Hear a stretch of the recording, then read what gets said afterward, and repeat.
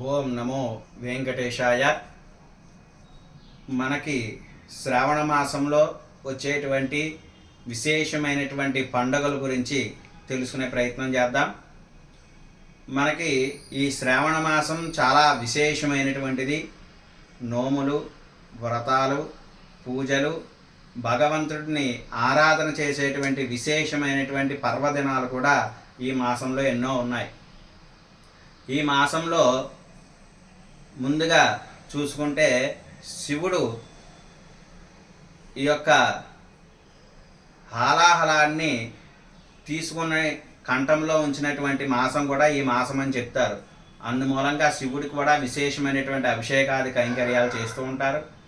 గౌరీదేవికి శ్రావణ మంగళ గౌరీ వ్రతాలు అందరూ కూడా సుహాసినిలు ఆచరిస్తూ ఉంటారు.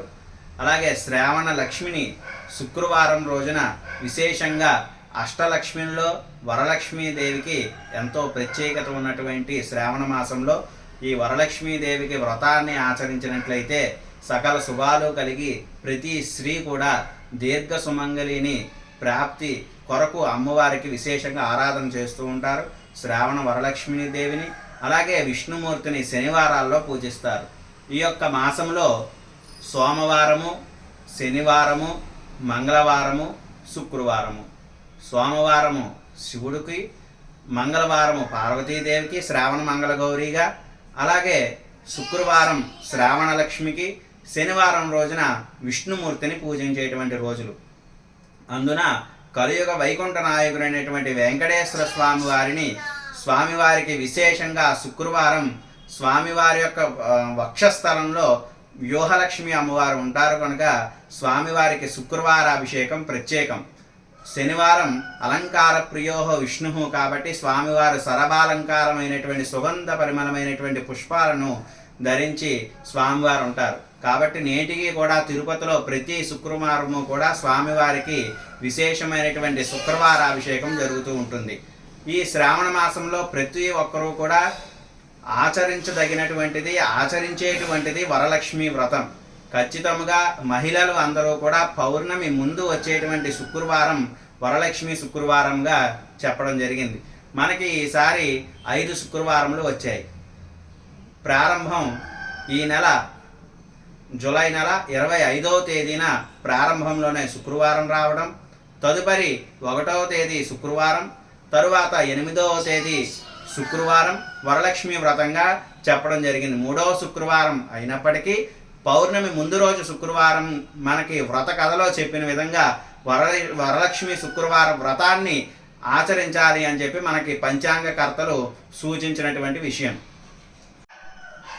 శ్రావణ మాసం విశేషమైనటువంటి పౌర్ణమి ముందు రోజు ఆచరించలేకపోయినప్పటికీ ఈ 5 వారములలో ఏదో ఒక వారం ఖచ్చితంగా ప్రతి సుహాసిని కూడా ఈ యొక్క వరలక్ష్మి వ్రతాన్ని ఆచరించినట్లయితే పుత్రార్థులకి పుత్రుణ్ణి, ధనార్థులకి ధనాన్ని, అమ్మవారిని ఏ విధంగా అయితే కోరుకుంటారో అటువంటి ఐశ్వర్యాన్ని అమ్మవారు ఇస్తుంది అని చెప్పి మనకి వ్రత కథలో చెప్పిన రీతిగా ప్రతి ఒక్కరూ కూడా ఆచరించి తమ దగ్గర ఉన్నటువంటి ఆలయాలని సందర్శించి స్వామి యొక్క తీర్థప్రసాదాలను స్వీకరించి తరిస్తే ఈ యొక్క శ్రావణ మాసంలో మన హైందవ ధర్మంలో ఎన్నో విశేషమైనటువంటి పర్వదినాలు ఉన్నాయి.